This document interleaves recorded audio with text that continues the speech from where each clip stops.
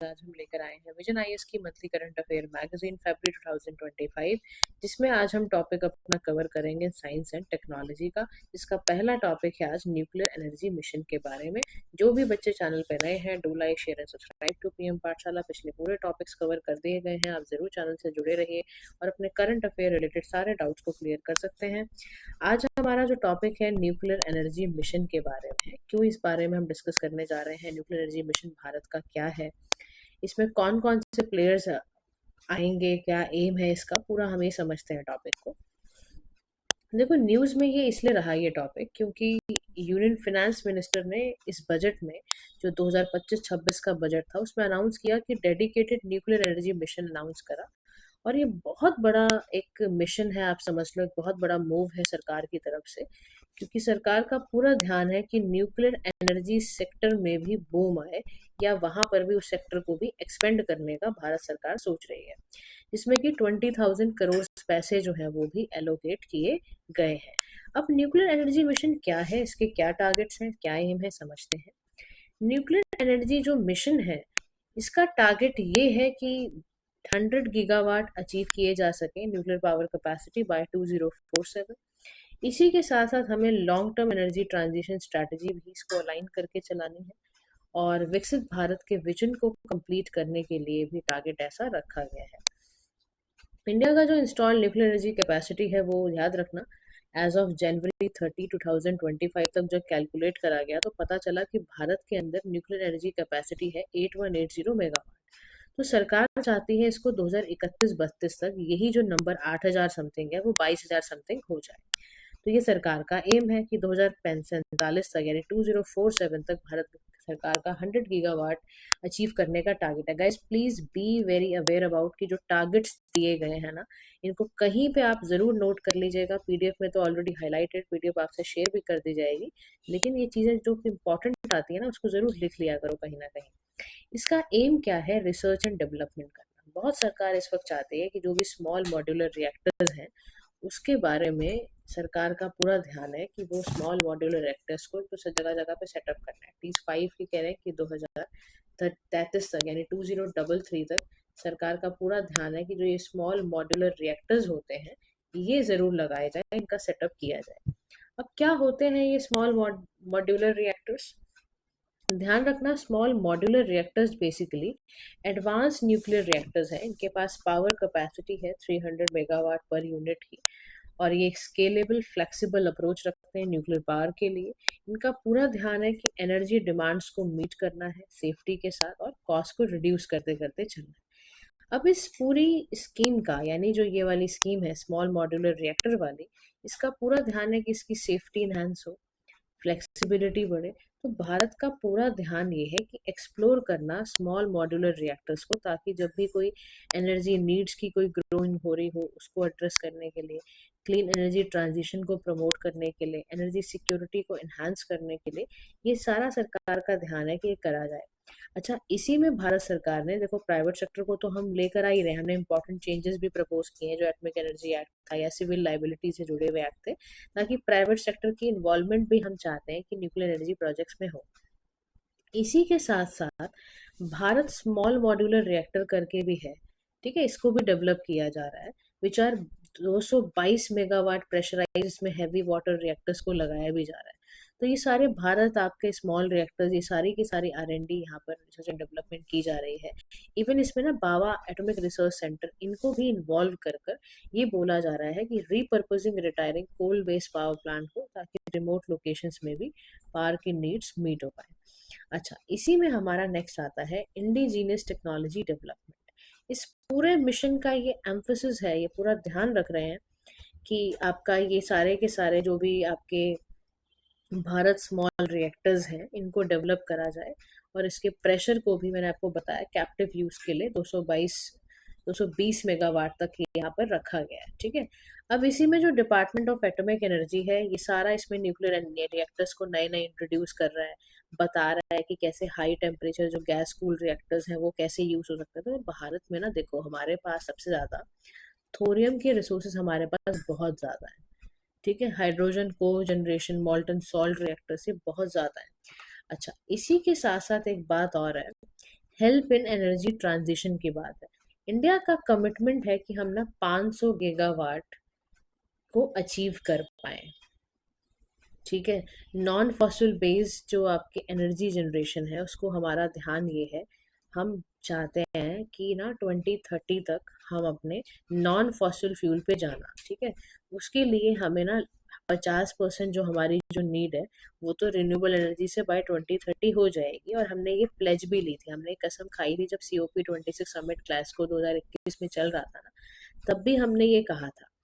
और इसके साथ साथ जो ये लो कार्बन इलेक्ट्रिसिटी रिसोर्सेज जैसे कि स्मॉल मॉड्यूलर रिएक्टर क्यों बनाया जा रहा है, क्योंकि सरकार का ध्यान है कि डीप डीकार्बनाइजेशन को इंश्योर करना है, यानी कार्बन एनर्जीज को कम करना है, कार्बन को इमिशंस को कम करने के लिए भी स्मॉल मॉड्यूलर रिएक्टर बहुत ज़रूरी है। तो मैंने आपको बताया ही, एक एडवांस न्यूक्लियर रिएक्टर्स हैं जिनके पास पूरी पावर होती है, पर यूनिट ये 300 मेगावाट की कैपेसिटी से डील कर सकते हैं, which is about one third of generating capacity. और फिजिकली ये fraction of size of conventional nuclear energy reactors में पड़े हुए हैं। अच्छा, इसी की वजह से क्या होता है, इस पूरे सिस्टम को ना फैक्ट्री में असेंबल इंस्टॉल किया जाता है।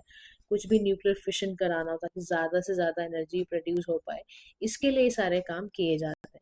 अच्छा, इसमें ही ना टाइप्स ऑफ रिएक्टर्स की बात आती है।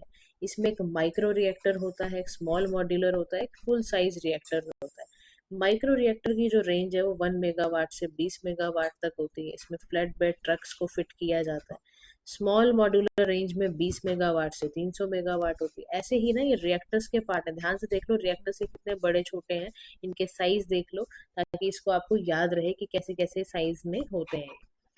अब सवाल ये आता है, जो स्मॉल मॉड्यूलर रिएक्टर है ना, इसका फायदा क्या है, इसका सिग्निफिकेंस क्या होगा, क्योंकि हमने ये तो कह दिया कि ये ना लो कार्बन इलेक्ट्रिसिटी प्रोड्यूस करेगा, ये ना physically fraction of size of conventional power reactors को क्रिएट करेगा। तो स्मॉल का नाम ध्यान समझना, इसका स्मॉल मॉड्यूलर रिएक्टर नाम ही इसीलिए स्मॉल का मतलब है कि फिजिकली फ्रैक्शन ऑफ साइज में भी ये कन्वेंशनल न्यूक्लियर रिएक्टर्स को प्रोड्यूस कर पाएगा। मॉड्यूलर का मतलब होता है एक ऐसा सिस्टम जो फैक्ट्री असेंबल कर लेगा, ट्रांसपोर्ट कर लेगा, कोई भी लोकेशन पे इंस्टॉल करना हो, और साथ साथ न्यूक्लियर फिशन भी करेगा ताकि हीट प्रोड्यूस हो एनर्जी के लिए। तो इसी ध्यान से ना इसको बनाया गया है। 40 से 60 ईयर्स इसको लगेंगे पूरा ऑपरेट होने में, और इसकी कैपेसिटी फैक्टर आप समझ लो 90% से भी ज़्यादा है। अब इसका देखो सबसे बड़ा फायदा, हमने बोला कि लो एनर्जी कैपेसिटी तो होती है, रिलायबल है। इसी के साथ साथ हमें इसके ना सिग्निफिकेंस को और ज्यादा समझते हैं। पहला इसका सिग्निफिकेंस है compact architecture and passive safety, यानी कि देर इज लेस रिलायंस। अगर आप स्मॉल मॉड्यूलर रिएक्टर्स को न्यूक्लियर एनर्जी के लिए बना लेते हो तो आपका लेस रिलायंट होगा ऑन एक्टिव सेफ्टी सिस्टम। आप एडिशनल पंप बना लो, आप साथ ही साथ ये भी ध्यान रखो कि AC पार्ट्स वगैरह को एक्सीडेंट मिटिगेशन को भी ये रोकेगा। आप समझ रहे हो, ये कुछ ऐसे एडिशनल पंप लाएगा और ऐसा AC पार रखेगा कि अगर कोई एक्सीडेंट हो भी जाता है तो उसको वो मिटिगेट कर लेगा, उसको संभाल लेगा। कह रहा है ऐसा क्या पहले कभी हुआ है किसी कंट्री में, तो कह रहा है US में ना न्यू स्केल SMR करके एक डिजाइन तैयार करा गया था ताकि पैसिव कूलिंग सिस्टम, और ताकि ना नीड जो एक्सटर्नल इलेक्ट्रिसिटी ड्यूरिंग इमरजेंसी की जो जरूरत पड़ती है उसकी नीड को फुलफिल करने के लिए करा गया। सेकंड है फ्लेक्सिबिलिटी इन एप्लीकेशंस की बात है। यहाँ कह रहा है जो स्मॉल मॉड्यूलर रिएक्टर्स होते हैं ना, उनको डाइवर्स एप्लीकेशंस में यूज किया जा सकता है, जैसे इलेक्ट्रिसिटी को जनरेट करने में, इंडस्ट्रियल हीट सप्लाई में, डीसैलिनाइजेशन में बहुत यूज करा जाता है। जैसे साउथ कोरिया का जो स्मार्ट है, यानी कि system integrated modular advance reactor, ये ऐसे डिजाइन करा गया ताकि इलेक्ट्रिसिटी जनरेट हो पाए। ठीक है, समझ में आ रहा है। यानी कि देखो ये सिस्टम बहुत, जो ये एप्लीकेशन है ये बहुत ही ज्यादा फ्लेक्सिबल नेचर में है, इसका आर्किटेक्चर बहुत कॉम्पैक्ट है। नेक्स्ट है मॉड्यूलरिटी फॉर फैक्ट्री फैब्रिकेशन। इसमें ना कई ऐसे कंपोनेंट्स यूज किए जा रहे हैं जो फैक्ट्री बिल्ट है। इससे ना हाई क्वालिटी स्टैंडर्ड को मेंटेन करने में या कंस्ट्रक्शन टाइम एंड कॉस्ट को रिड्यूस करने में इसका यूज किया जाएगा। ठीक है, चाहे फैक्ट्री हो, चाहे वो साइट पे लेकर जाना हो, या ओवरऑल स्पेस को रिड्यूस करने के लिए बहुत ज़रूरी है। अच्छा, इसी के साथ साथ पोटेंशियल फॉर सबग्रेड अंडरग्राउंड है, अंडर वाटर लोकेशंस पे अगर हम देखें तो reactor unit providing more protection for, इसमें भी ध्यान रखना स्मॉल मॉड्यूलर रिएक्टर्स को लगाने का एक सबसे बड़ा फायदा ये भी होगा कि जो भी मैन मेड हैजार्ड्स हैं या नेचुरल हैजार्ड्स हैं, सिस्मिक है, सुनामी है, ये सबको भी ये बचाएगा। एग्जाम्पल के तौर पर जो रशिया का एकेडमिक लोमोनोसोव है, फ्लोटिंग न्यूक्लियर पावर प्लांट है, उसको भी ऐसे ही डिजाइन करा गया है ताकि रिमोट आर्किटेक्ट रीजन में भी इसको ऑपरेट किया जा सके। स्केलेबिलिटी की बात की जाए तो मॉड्यूलर डिजाइन या स्मॉल साइज जो है, ताकि मल्टीपल यूनिट्स में आ पाए। पोर्टेबिलिटी की बात है तो इसमें ना रिएक्टर्स को रिमूव करना या ये सब काम भी करेगा। देखो आप कितना ज़्यादा ज़रूरी है कि स्मॉल साइज का होने से ये मल्टीपल लोकेशंस पे सेम साइट पे भी लग सकता है। आप समझ रहे हो? और पता है इसने और बातें तो लिखी नहीं है, मैं आपको बता दूं। क्लीन एनर्जी का काम तो करेगा। आपको पता है इस टेक्नोलॉजी की वजह से लिथियम आयन बैटरीज वगैरह निकालने में भी आसानी होगी। ये ना क्रिटिकल मिनरल्स का ना एक ऑल्टरनेटिव की तरह काम कर सकता है। जैसे कि ना मान लो कि एसएमआर एक ऑल्टरनेटिव है, लो एनरिच्ड यूरेनियम का ऑल्टरनेटिव की तरह वो काम कर सकता है। और क्योंकि भारत का जो एनर्जी सिक्योरिटी की जो स्ट्रैटेजी है, भारत बहुत ज़्यादा चाहता है। आपको देखो याद होगा हम ऑलरेडी नेट ज़ीरो इमिशन का वादा 2070 में कर चुके हैं कि हम 2070 तक चाहते हैं कि हमारा जो नेट ज़ीरो इमिशन है वो अचीव हो पाए। उसके लिए ना स्मॉल मॉड्यूलर रिएक्टर्स बहुत बड़ा रोल निभाएंगे, क्योंकि अभी तक जो coal based thermal power plant हम यूज़ कर रहे हैं या जितने भी वेरिएबल हम रिन्यूएबल एनर्जी के यूज़ कर रहे हैं, एनर्जी मिक्स कर रहे हैं, एसएमआर एनर्जी सिक्योरिटी भी है और ग्रिड की स्टेबिलिटी भी है। तो आप ये सोचो, और इवन भारत की जनता की जो एनर्जी डिमांड्स हैं उसको फिलफिल करने के लिए भी एसएमआर टेक्नोलॉजी का आना बहुत ज़्यादा ज़रूरी होता जा रहा था। इसी के लिए इंडिया का देखो जो सिविल न्यूक्लियर डील्स हैं, चाहे वो न्यूक्लियर सप्लायर ग्रुप्स के लिए लेकर हो या 2008 का इंटर गवर्नमेंटल अग्रीमेंट्स हो, यूनाइटेड स्टेट्स के साथ हो, ये सब भारत ने डील्स न्यूक्लियर टेक्नोलॉजीज के लिए कर रखी हैं। अब समस्या ये आती है कि जब हम ना स्मॉल मॉड्यूलर रिएक्टर्स की इतनी तारीफ कर रहे हैं तो साथ में इसमें कुछ इश्यूज हैं, उसको भी हमें डिस्कस करना बहुत ज़रूरी है। पहला इशू है private sector and profit orientation. यानी जो प्राइवेट सेक्टर है ना, उसकी टेम्पटेशन है to lower cost by cutting corners. यानी हम क्या करने की कोशिश कर रहे हैं, कॉम्प्रोमाइज करना सेफ्टी को, सिक्योरिटी को। फुकुशिमा जो एक्सीडेंट रिव्यू था has already resulted in new safety requirement. आपको याद होगा एक इंसिडेंट हुआ था फुकुशिमा का, अगर आपको नहीं पता तो आज मैं आपको बता देती हूँ कि ऐसे ही ना एक फुकुशिमा का न्यूक्लियर प्लांट होता था, ठीक है, जापान के अंदर ये था, और इससे बहुत बड़ा मेजर डैमेज हुआ था 2011 में। आप समझ लो 9.0 मैग्नीट्यूड का यहाँ पर भूकंप आया था, सुनामी भी उसके बाद आई थी, जिसकी वजह से 7 न्यूक्लियर एक्सीडेंट हुए थे, और ये लार्जेस्ट है। एक चेरनोबिल के बाद ये 7 आपका नेक्स्ट लार्जेस्ट, ये सबसे बड़ा है। तो ये जापान के ईस्ट कोस्ट पे था ये न्यूक्लियर प्लांट, और ये ना टोक्यो से 137 माइल्स पड़ता था। इसको 1971 में कमीशन किया गया था। इसमें 6 बॉइलिंग वाटर रिएक्टर्स होते थे, और ये बहुत बड़ा डिजास्टर निकल कर, मतलब आप समझो कि एक बहुत बड़ा, आप समझ लो कि न्यूक्लियर एक्सीडेंट था ये, ठीक है ना, जिसकी वजह से बहुत सारे रेडियो मटेरियल्स भी निकले थे इन्वायरमेंट से, और बहुत हजारों 10,000 लोगों की इसमें डेथ भी हो गई थी। समझ रहे हो? तो कह रहा है कि ना ये एक बहुत बड़ा पंगा अगर प्राइवेट सेक्टर को लेकर आते हैं, लोअर कॉस्ट के चक्कर में वो अपनी कटिंग कॉर्नर्स करेंगे। तो अगर प्राइवेट सेक्टर आता है ना स्मॉल मॉड्यूलर रिएक्टर्स की फील्ड में भी, तो एक बहुत बड़ा चांस है कि वो कॉम्प्रोमाइज कर दें क्वालिटी, सिक्योरिटी एंड सेफ्टी पे। और ये हम ऑलरेडी देख चुके हैं फुकुशिमा एक्सीडेंट रिव्यू के, अगर हम उसको ध्यान से समझें। अब देखो यार, मेरी बात सुनो, न्यूक्लियर जो भी अटैक्स होता है ना उसका इम्पैक्ट लॉन्ग टर्म में बहुत रहता है, क्योंकि इसकी वजह से ना आपके पब्लिक एंजाइटी बढ़ जाएगी, रेडिएशन एक्सपोजर हो जाएगा, या some areas remain as no go zones हो सकते हैं, है ना। तो like that unreliability of passive safety features भी यहाँ कह रहा है। कह रहा है जो स्मॉल मॉड्यूलर रिएक्टर्स है ना वो पैसिव सेफ्टी की तरह काम करेगा, विच में नॉट ऑलवेज वर्क। मान लो कोई एक्सट्रीम इवेंट आ गया, बहुत बड़ा अर्थक्वेक आ गया, मेजर फ्लडिंग आ गई, तो फिर तो वो काम ही नहीं करेगा। कह रहा है देखो मैं बताता हूँ क्या हुआ। US nuclear regulatory commission review है ना, एनयू स्केल डिजाइन है ना, उसने रिवील करा कि जो पैसिव इमरजेंसी सिस्टम है वो डिप्लीट हो जाता है, उसका पानी जो हो जाता है वो पूरा का पूरा कुल हो जाता है, जिसकी वजह से ना safely shut down after an accident. कह रहे हैं यहाँ पर मैं आपको बता, needed to keep the reactor safely shut down. अब ये कैसे हो पाएगा अगर कुछ ऐसी अनरिलायबल सिचुएशन क्रिएट हो गई। फिर पैसे की बात की जाए, आप सोचो 1100 megawatt plant would cost only about 3 times पैसा लेगा वो। कॉस्ट ऑफ पर किलोवाट और इलेक्ट्रिसिटी जो प्रोड्यूस हो रही है will be higher than that of large reactor. अब प्रॉब्लम ये आती है what to do with the radioactive waste. मान लो निकल के आया, अब ये जो मैं सबसे बड़ा देखो कारण यही होता है कि इसको ना आप डिस्पोज कैसे करोगे। कोई फ्यूल की एफिशिएंसी तो है नहीं, फिर कैसे होगा। तो वे फॉरवर्ड में यहाँ बुलाया जा रहा है कि यूनिवर्सल रेगुलेटरी फ्रेमवर्क बनाने की ज़रूरत है, यानी स्टैंडर्डाइजेशन करना है, लाइसेंसिंग करनी है, ताकि एसएमआर डिप्लॉय हो पाए अक्रॉस डिफरेंट कंट्रीज। और नेक्स्ट हमारा आता है एड्रेस करना सेफ्टी कंसर्न्स को भी बहुत ज़्यादा ज़रूरी है, ताकि एसएमआर प्रोजेक्ट्स को सपोर्ट किया जा सके। और कॉम्प्रिहेंसिव असेसमेंट मेथोडोलॉजी को भी अपनाया जा रहा है। First of its kind construction भी ज़रूरी है, गवर्नमेंट प्रोजेक्ट्स को सपोर्ट कर सकती है वेरियस फॉर्म्स में। दूसरा यहाँ पर कहा जा रहा है कि ना प्रोजेक्ट स्पेसिफिक ना टेक्नो इकोनॉमिक असेसमेंट भी करो। बहुत ज़रूरी है कि आप प्री डिफाइंड क्राइटेरिया पे चलते जाओ।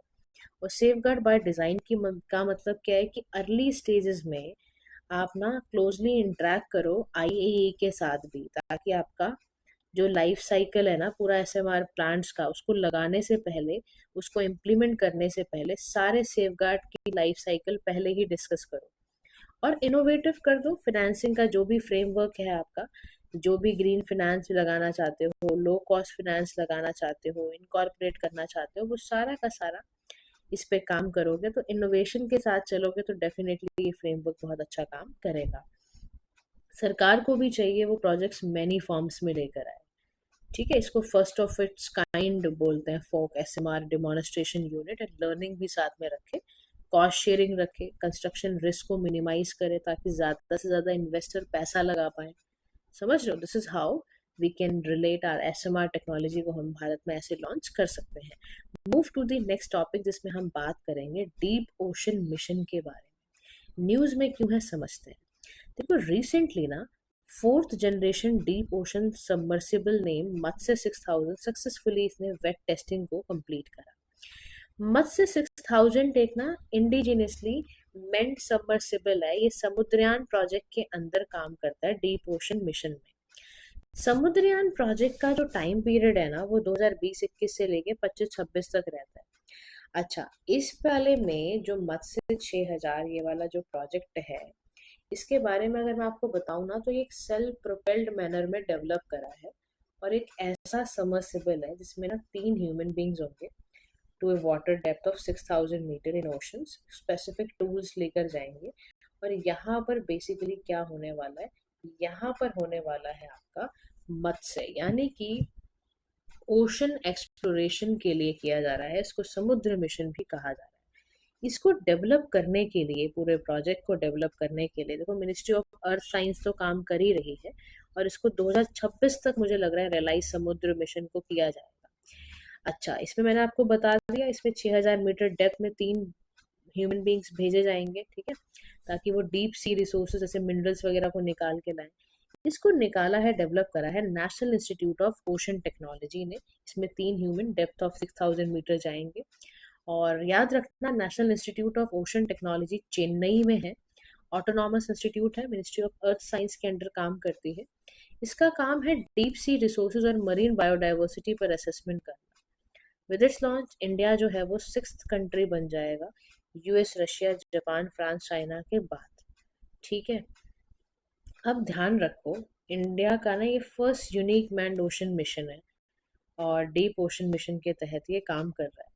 एक्सक्लूसिव इकोनॉमिक जोन की बात करें तो ये 200 नॉटिकल माइल्स तक बढ़ाया गया है, and coastal state do not have full sovereignty इसके पास नहीं है। डीप ओशन मिशन को अब थोड़ा सा और ध्यान से समझते हैं।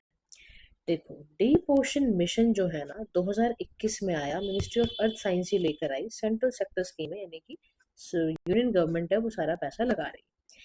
डीप ओशन मिशन को करने की वजह ये थी कि हम ना ओशन के अंदर जाके एक तो मिनरल रिसोर्सेज को बाहर लेकर आए, ठीक है, और हमारा बहुत ध्यान है ब्लू इकोनॉमी को प्रमोट करने का। न्यू इंडिया का जो विजन है ना, वो ये भी एक विजन है हमारे न्यू इंडिया का कि ब्लू इकोनॉमी हमारा 10 कोर डायमेंशन ऑफ ग्रोथ भी बन जाए। उसके लिए भी, क्योंकि देखो अगर आप हमारा कोस्टल जोन देखो तो हमारा कोस्टल जोन बहुत बड़ा है, लॉन्ग कोस्ट लाइन है भारत की।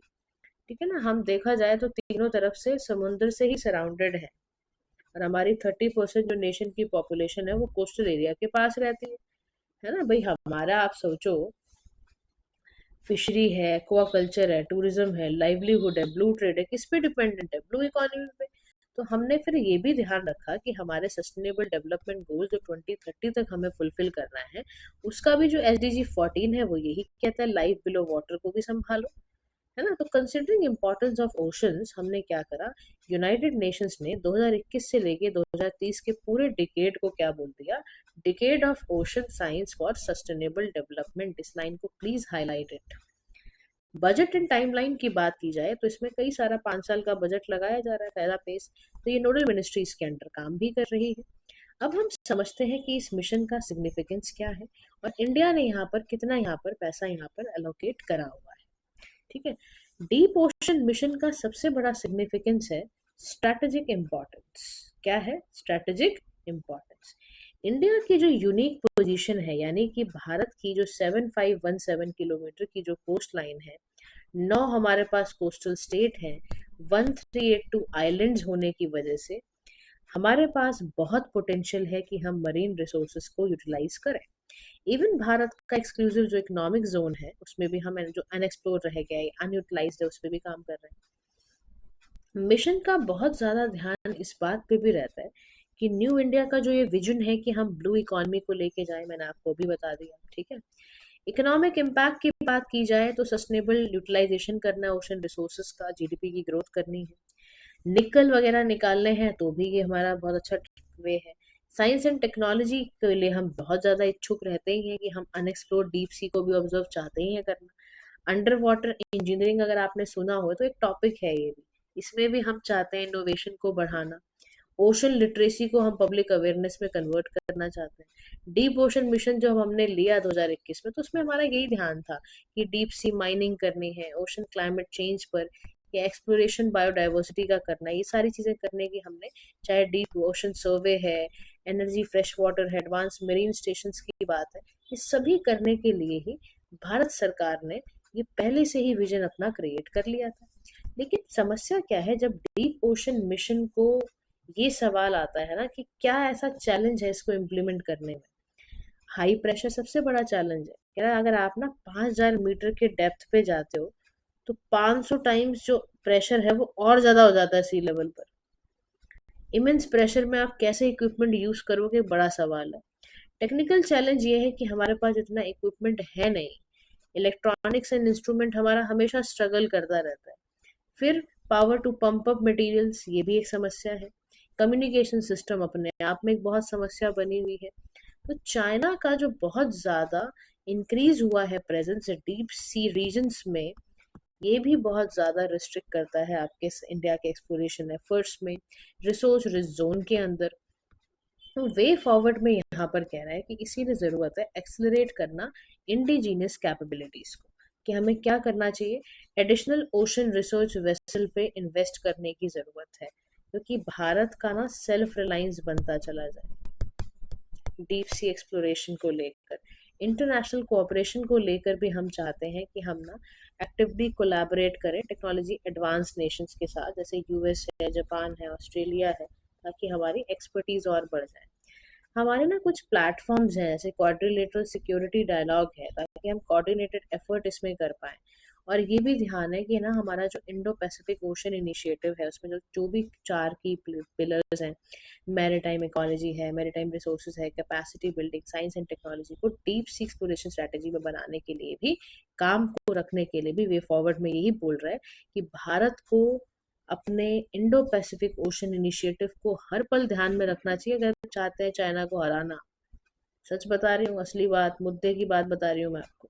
और सेल्फ रिलायंस तो हमारा सपना बन ही चुका है, तो इसको कंप्लीट करने के लिए ये बहुत ज़्यादा ज़रूरी है। Move to the last topic of science and technology. कल शॉर्ट्स करेंगे, आज हम ये कर लेते हैं। कल शॉर्ट्स के साथ आपका MCQs का वीडियो भी आएगा, इसके टॉपिक्स को आज ध्यान से सुनो आप। देखो, नॉन कम्युनिकेबल डिजीज न्यूज में क्यों रही, ministry of health and family welfare ने इंटेंसिफाई करा है special non communicable disease screening drive को किसने करा है? MHFW ने ऐसा ये स्कीम निकाल कर लेकर आए हैं। स्क्रीन ड्राइव क्या होती है समझते हैं इसके बारे में। जो आपका ये नॉन कम्युनिकेबल डिजीजेस है, ठीक है, सबसे पहले तो यही समझो नॉन कम्युनिकेबल डिजीजेस क्या होती है। Non communicable disease guys basically chronic diseases है जो बहुत ही ग्लोबली हेल्थ कंसर्न है, भारत में भी है। ये ट्रांसमिट तो नहीं होती हैं एक व्यक्ति से दूसरे व्यक्ति पर, लेकिन बहुत गंदा असर करती हैं। कैंसर है, डायबिटीज है, क्रॉनिक रेस्पिरेटरी डिजीज है, कार्डियोवास्कुलर डिजीज है। लाइफस्टाइल फैक्टर और जेनेटिक प्रीडिस्पोजिशन से नॉन कम्युनिकेबल डिजीज देखने को मिलती हैं। जैसे मेंटल हेल्थ डिसऑर्डर है, डिप्रेशन, एंजाइटी, ये सब एनएसडी का पार्ट है, नॉन कम्युनिकेबल डिजीज का पार्ट है। अब यहाँ पर ये कह रहा है स्क्रीन बेसिकली लेने के लिए कि स्क्रीन ड्राइव बेसिकली कैसे ली जाएगी। स्क्रीन ड्राइव जो आपका एनसीडी है मामला, उस पर देखते हैं हम क्या है। स्क्रीन ड्राइव का बात करें नॉन कम्युनिकेबल डिजीज में, तो यूनियन हेल्थ मिनिस्ट्री ने लॉन्च करा है intensified special non communicable disease. ठीक है, याद रखना जो ये ड्राइव चलाई जाएगी, इस ड्राइव को चलाया जाएगा February 20 से चलाई जाएगी टू March 31, जो कि बीत चुका है। 31 2025 तक ये ऑलरेडी चलाई जा चुकी है। हम वीडियो अब बना रहे हैं तो पहले वो हो चुका है। 100% स्क्रीनिंग की जाएगी जो भी इंडिविजुअल 30 साल से अबव है।